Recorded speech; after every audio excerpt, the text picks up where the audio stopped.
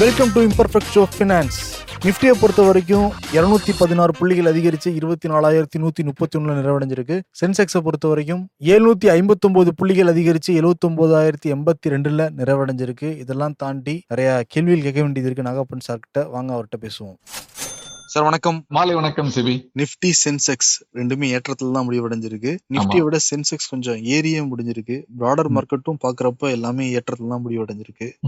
Weekend நல்ல விதமா முடிஞ்சிருக்கா sir? ஆமா, 23,550 லெவல்ல நிஃப்டிக்கு ஒரு சப்போர்ட் இருக்கு. அந்த சப்போர்ட்டை பிரேக் பண்ற மாதிரி போயிட்டு திரும்ப ஏற ஆரம்பிச்சது. அப்ப அடுத்த ரெசிஸ்டன்ஸ் எங்கன்னு பார்த்தா 24,350 கிட்ட ரெசிஸ்டன்ஸ். அந்த ரெசிஸ்டன்ஸ் நேத்து முந்தா நாள் தொட்டுட்டு திரும்ப இறங்கிடுச்சு. இப்போ சைட்வேஸ் மூவ்மெண்ட்ல ஒரு பாசிட்டிவ் அப்படிங்கறத நான் பாக்குறேன். சோ அந்த ட்ரெண்ட் கண்டினியூ ஆகிட்டு இருக்கு. It is a sideways movement. அதுல உள்ள ஒரு சின்ன புல்லிஷ்னஸ் அண்ட் பேரிஷ்னஸ், ஏத்த இறக்கம், அப்படிதான் நான் பாக்குறேன். பிராடர் மார்க்கெட் நேத்தே பார்த்தோம், இண்டெக்ஸ் பெரிய அளவுல ஏர்ல இன்ஃபேக்ட் இறங்கி இருந்தா கூட மெயின் இண்டெக்ஸை விட மெயின் இண்டெக்ஸை காட்டிலும் அதிகமாக பிராடர் மார்க்கெட் கொஞ்சம் ஸ்ட்ராங்கா இருந்தது. நேத்தும் பார்த்தோம், இன்னைக்கும் அதே தான். அப்பர் சர்க்கியூட்டா இருக்கட்டும், 52 வீக் ஹையா இருக்கட்டும், அட்வான்ஸ் டிக்ளைன் ரேஷியோவா இருக்கட்டும், எல்லாமே இன்னைக்கு பாசிட்டிவா இருக்கிறத நம்ம பார்க்க முடிகிறது.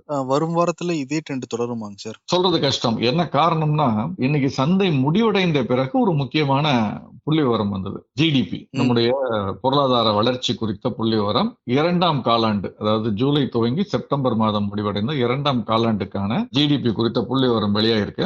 இது 5.4% அப்படின்னு சொல்லியிருக்காங்க. இதுக்கு முன்னால ஆர்பிஐ சொன்னப்போ இந்த ஆண்டு 7.2%, அதாவது முழு வருஷத்துக்கு இருக்குன்னு சொல்லியிருந்தாங்க.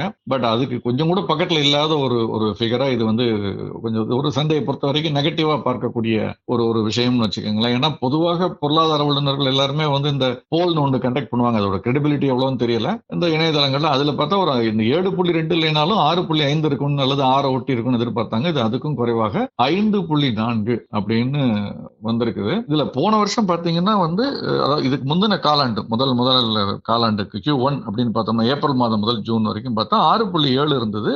சென்ற ஆண்டு கூட கிட்டத்தட்ட 8 கிட்ட இருந்தது, 7.5க்கு மேல. சோ அதோடு ஏதோ சென்ற ஆண்டு இதே காலகட்டத்தோடு ஒப்பிட்டு பார்த்தாலும் குறைவா இருக்கு. ஒருவேளை அது கூட காரணம் இருக்கலாம். ஹையர் பேஸ் அப்படின்னு சொல்லுவோம். போன வருஷம் ஹையர் பேஸா இருந்ததுனால அந்த பேஸோட ஒப்பிட்டு பார்க்கையில இப்ப குறைவா இருக்கா என்னன்னு தெரியல. ஜஸ்ட் இப்பதான் அந்த டேட்டா வெளியானது. இதனுடைய பிரேக்கப் என்ன, எந்த துறையில அதிக வளர்ச்சி இருந்ததுங்கிறதெல்லாம் அவங்களுடைய ministry of statistics and program இம்ப்ளிமெண்டேஷன்லயும் போடுவாங்க, பினான்சியல் சர்வீசஸ்ல போடுவாங்க. அரசினுடைய பிரஸ் ரிலீஸ்ல வரும். அதை நம்ம பார்த்ததுக்கு பிறகு நாளையோ திங்களட்டோ நம்ம விவாதிக்கலாம். பட் இப்போதைக்கு என்னன்னா, இது ஒரு நெகட்டிவ் நியூஸ். இந்த நெகட்டிவ் நியூஸ்னால இப்ப உங்க கேள்விக்கு வரேன். நீங்க அடுத்த வாரம் மார்க்கெட் எப்படி இருக்கும்னு கேட்டீங்க. பொருளாதார வளர்ச்சி எதிர்பார்த்த அளவு இல்லை அப்படிங்கிற ஒரு இது கொஞ்சம் நெகட்டிவான ஒரு இன்ஃபர்மேஷன் இருக்கிறதுனால இந்த இன்றைய ஏற்றம்ங்கிறது திங்கள் அன்று இறங்குதா இல்லையா அது சொல்ல முடியாது. ஏன்னா அதற்குடையில இப்ப தேங்க்ஸ் கிவிங் நேற்று அமெரிக்க பங்கு சந்தை விடுமுறை. அதற்கு பிறகு இன்றைக்கு சந்தை எப்படி துவங்கி முடிவடைகிறதுங்கிறத பார்க்கணும். பட் இந்த ஜிடிபி டேட்டா சந்தை நெகட்டிவா எடுத்துக்கும். அதனால இந்த இன்னைக்கு ஏற்றம்ங்கிறது இதோடு திங்கள் மட்டுப்பட்டு நிற்பதற்கான வாய்ப்புகள் தான் அதிகம். ஒருவேளை ஒரு கரெக்ஷனாக இறங்குறதுக்கும் வாய்ப்புகள் இல்லாமல் இல்லை.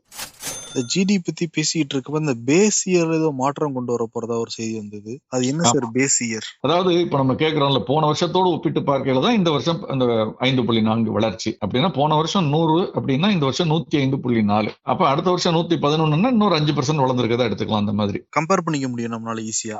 அந்த ஒப்பீட்டு அடிப்படையில பாக்குறதுக்கு ஒரு அடித்தளம், ஒரு பேஸ் இயர் வேணும். இண்டெக்ஸ் எடுத்துக்கிட்டோம்னா சென்செக்ஸுக்கு 1979 பேஸ் இயர், 86 தான் லான்ச் பண்றாங்க. பட் 79 பேஸ் இயரை வச்சு பேக் டெஸ்ட் பண்ணிட்டு லான்ச் பண்றாங்க. நிஃப்டி எடுத்துக்கிட்டோம்னா அதே மாதிரி 94ல அது 94ல இருந்தே இருக்கு. சோ இந்த மாதிரியான ஒரு பேஸ் இயர் அப்படிங்கிறது ரொம்ப முக்கியம். இந்த பேஸ் இயர் முன்னால 2011-12 இருந்தது. இப்போ வரைக்கும் அதான் 2011-12 தான் பேஸ் இயர். அதுக்கு முன்னால வேற சில வருஷங்கள்லாம் இருந்திருக்கு, மாத்திருக்காங்க 2-3 தடவை. இப்ப 2022-23 மாத்த போறாங்க பேஸ் இயரை.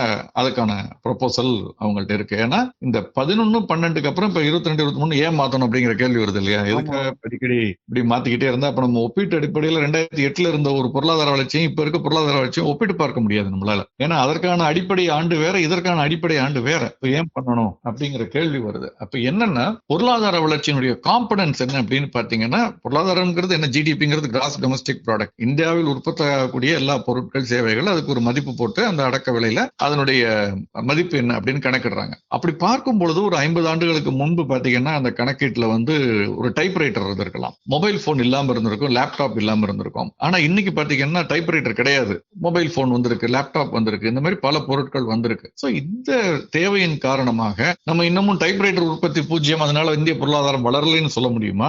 சோ அப்ப அதை மாற்றுறதுக்கான ஒரு அடித்தளம். பட் இவ்வளவு அடிக்கடி இதை மாத்தணுமா, 10 ஆண்டுகளுக்கு ஒரு முறை மாத்தணுமாங்கிறதெல்லாம் அது அரசனுடைய இது, பொருளாதார நிபுணர்கள் விவாதிக்க வேண்டிய ஒரு விஷயம். பட் மாறுவதற்கான தேவை இருக்குது, மாற்றுவதற்கான தேவை இருக்கு. எவ்வளவு ஃப்ரீக்வெண்ட்ங்கிறத மட்டும் தான் நம்ம பார்த்துக்கணும்.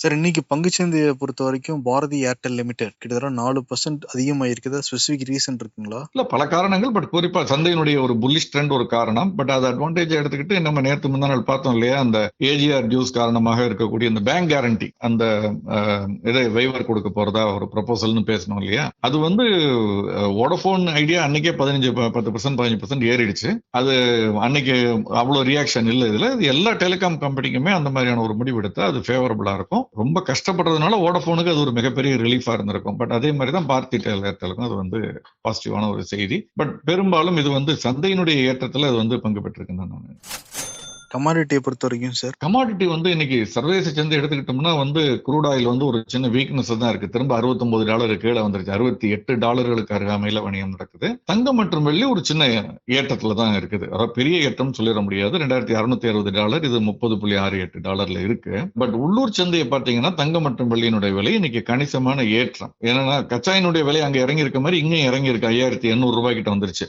நம்ம $6000 ரெசிஸ்டன்ஸ் பார்த்தோம், அது கீழே $200 கீழே தான் இப்ப வணிகம் நடந்துகிட்டு இருக்கு. பட் தங்கம் மற்றும் வெள்ளி எடுத்துக்கிட்டீங்கன்னா கிட்டத்தட்ட 1% தங்கம் வந்து ஏறி இருக்கு, வெள்ளியுமே 1%க்கு மேல ஏறி இருக்கு. 90,000 தாண்டி $91,350 கிட்ட வணிகம் நடக்குது வெள்ளி. தங்கமும் இந்த 75,000 சப்போர்ட்டுக்கு மேல இப்ப 77,200 அப்படிங்கிற அளவுல இன்னைக்கு வணிகம் நடக்குது. 1% அதிகரிச்சு $700-750 அதிகரிச்சிருக்கு. என்ன காரணம் அப்படின்னு பார்த்தீங்கன்னா முக்கியமாக டாலர், ரூபாய்க்கு நிகரான டாலருடைய மாற்றம். இப்ப டாலர் இண்டெக்ஸ் வந்து பெருசா ஏறல. இன்னும் சொல்ல போனா டாலர் இண்டெக்ஸ் போன வாரம் 106.75 பார்த்தோம், இந்த வாரம் 106 கீழே வந்துருச்சு, 105.92. ஆனால் இங்க உள்ளூர் சந்தையில பாத்தீங்கன்னா ரூபாய் வீக்கன் ஆயிருக்கு. ரூபாய் வீக்கன் ஆயிருக்கிறதன் காரணமாக டாலருடைய மதிப்பு 84.63, ஒரு நாட்களுக்கு முன்பு கூட 84.49 பார்த்தேன், 84.63 அப்படின்னு அதிகரிச்சிருக்கு. சோ இந்த டாலருடைய மதிப்பு உயர்ந்திருப்பது அல்லது ரூபாயினுடைய மதிப்பு வீழ்ந்திருப்பதுன்னு வச்சுக்கலாம். அதனால வந்து தங்கத்தினுடைய வெள்ளியினுடைய விலை அதிகரித்திருப்பது போன்ற ஒரு தோற்றம் மறைமுகமாக ஏற்படுகிறது. அதிகரிச்சிருக்கு, ஃபியூச்சர்ஸ் முன்பேற வணிகத்துல அதிகரிச்சிருக்கு. அதுதான் காரணம் நான் நினைக்கிறேன். இன்னும் தொடர்ந்து அதிகரிக்குமா சார்? ட்ரம்ப் பதவியேற்றோன்னு இன்னும் அதிகரிக்கும்லாம் செய்திகள்லாம் வந்துகிட்டு இருக்கு. டாலருடைய மதிப்பு மேலும் உயர்வதற்கான வாய்ப்புகள் அதிகமா இருக்கு. சமீப காலமாக டாலர் பெரிய அளவுல உயரல. இப்போ ஒரு வாரம் 10 நாளா தான் உயர ஆரம்பிச்சிருக்கு. எஃப்ஐஸ் இவ்வளவு தூரம் வித்து பணத்தை வெளியே எடுத்துட்டு போனப்பெல்லாம் கூட கொஞ்சம் தான் ஏறுனுச்சு. சோ மேலும் ரூபாய் வீக்கன் ஆவதற்கோ டாலர் இதாகிறதுக்கோ வாய்ப்பு இருக்கு. அரசு வந்து அதை இன்டர்வீன் பண்ணாம சந்தை முடிவு செய்து கொள்ளட்டும், விடுவதற்கான வாய்ப்புகளும் இருக்கு. அப்படி இருந்தால் அதனுடைய தாக்கம் தங்கம், வெள்ளி, கச்சா எண்ணெய் இந்த பொருட்கள்ல நிச்சயமா தெரியும். அப்ப இன்னும் பாசிட்டிவ் வரதுக்கான வாய்ப்புகள் அதிகமா இருக்கு. என்விரோ இன்ஃப்ரா இன்ஜினியர்ஸ் ஐபிஓ இன்னைக்கு லிஸ்ட் ஆயிருக்கு. எப்படி சார் பெர்ஃபார்ம் ஆயிருக்கு? இந்த பங்கு தான் வந்து 89 மடங்கு ஓவர் சப்ஸ்கிரைப் ஆனிச்சு. அவங்க எதிர்பார்த்ததை போல் $100 கேட்டா $89 கொடுத்திருக்காங்க மக்கள். ஏன்னா அவங்க water, waste water, drainage, transportation, அந்த இன்ஃப்ராஸ்ட்ரக்சர், அந்த ஒரு சஸ்டைனபிள் இன்ஃப்ராஸ்ட்ரக்சர்னு சொல்றது, அதுல இருக்கிறதுனால அதுக்கு வந்து ஒரு பெரிய வரவேற்பு இருந்தது, நம்ம பார்க்க முடிந்தது. அவங்க பங்கு வெளியிட்ட விலை வந்து $148. அதுல இருந்து கிட்டத்தட்ட 50%க்கு மேல அது வந்து அதிகரிச்சு $230 ஒரு கட்டத்துல தாண்டினது. முடிவடையும் பொழுது $207, $208 அந்த அளவுல முடிவடைஞ்சிருக்கு. வெளியிட்ட விலை 148, இன்னைக்கு முடிவடைந்த விலை 207. சோ ஒரு பெரிய வரவேற்பை பெற்ற ஒரு ஐபிஓ இருக்கு. பட் ஐபிஓட சைஸ் ரொம்ப சின்ன, 650 கோடி. அதையும் நம்ம கவனத்தில், ஹிண்டாய் வந்து சில 1000 கோடிகள், பல 1000 கோடிகள், இது வந்து 650 கோடி தான் எதிர்பார்த்தாங்க அவங்க. அதை விட 90 மடங்கு அவங்களுக்கு சப்ஸ்கிரிப்ஷன் கிடைச்சது. இதுதான் இன்னைக்கு வந்து ஒரு பட்டியலிடப்பட்ட ஒரு நிறுவனம். இது தவிர ஒரு ஐபிஓ சுரக்ஷா டயக்னோஸ்டிக்ஸ் அப்படிங்கிற ஒரு நிறுவனம், இதனுடைய பங்கு வெளியீடு இன்னைக்கு தான் துவங்கி இருக்கு. 3ஆம் தேதி, டிசம்பர் 3ஆம் தேதியோடு முடிவடைகிறது. இது எப்படி போகுதுங்கிறத நம்ம போக பார்க்கலாம். இவங்க வந்து பங்கு ஒன்றினுடைய விலை, குறைந்தபட்ச விலை $420, அதிகபட்சம் $441, 420, 441, இது இரண்டுக்கு இடையில வச்சிருக்காங்க. டிசம்பர் 3ஆம் தேதி வரைக்கும் இருக்கு. இது வந்து டயக்னாஸ்டிக் ஹெல்த் கேர் அந்த சைட்ல இருக்காங்க. இது எப்படி வரவேற்பு பெறுகிறதுங்கிறத பார்க்கலாம். அதே மாதிரி ஹூண்டா, கியா, மகேந்திரா இவங்க எல்லாமே இந்த ஃபியூயல் எமிஷன் வயலேஷன் காரணமா ஏதோ ஃபைன் வாங்கி இருக்கிறதா சொல்றாங்க. அந்த மாதிரியான ஒரு தகவல் வந்து சந்தையில வெளியானது. 7,300 கோடி ரூபாய் கிட்ட ஹுண்டாய் மோட்டாருக்கு வந்து ஃபைன் போட்டிருக்காங்க. எமிஷன் நார்ம்ஸை வந்து பிரீச் பண்ணிருக்காங்க. இவ்வளவுதான் எமிஷன் பண்ணணும், இதுக்குள்ள இருக்கணும்னு இருக்கிறத அவங்க பிரீச் பண்ணதுனால அப்படின்னு வந்தது வந்து தவறு, அது தவறான செய்தி, அது உண்மை இல்லை அப்படின்னு ஹுண்டாய் மறுத்திருக்காங்க. இதே மாதிரி மஹிந்திரா, கியாவை பத்தியும் வந்தது. இது இல்லைன்னு சொல்லியிருக்காங்க. அதான் இப்ப சந்தையில வந்து மார்க்கெட் ஆபரேட் பண்றவங்க எங்கெங்கயோ எப்படியோ நியூஸ் பிளான் பண்றதுக்கான வாய்ப்புகள் இருக்கு. நம்ம கவனமா இருக்கணும். இது வந்து ஏன்னா இந்த நியூஸ் வந்த உடனே மார்க்கெட்ல அது விலை இறங்கலாம், அவங்க வாங்கிக்கலாம் திரும்ப, அப்புறம் அது இல்லைன்னு மறுத்த பிறகு விலை உயரலாம். சோ நம்ம எந்த செய்தி வந்தாலும் ஓரளவு உறுதி செய்து கொள்ளாமல் அதன் ஊகத்தின் அடிப்படையில நம்ம ட்ரேட் பண்ணக்கூடாது. சிறப்புங்க சார், நிறைய தகவலை பகிர்ந்துக்கிட்டீங்க. நாளைக்கு மக்கள் நிறைய கேள்வி எல்லாம் கேட்டிருக்காங்க, அதுக்கு நம்ம பதில் சொல்லுவோம் சார். நிச்சயமா நாளைக்கு சந்திப்போம். நன்றி சார், தேங்க்யூ ஸோ மச். மேலும் நானே விகடன் யூடியூப் சேனல்ல வரப்போற பிசினஸ் மற்றும் பினான்ஸ் சம்பந்தமான வீடியோக்களை உடனே பார்க்க இந்த வீடியோ கீழே உள்ள சப்ஸ்கிரைப் பட்டனை கிளிக் பண்ணுங்க அண்ட் மறக்காம அந்த பெல் ஐக்கனையும் கிளிக் பண்ணிடுங்க.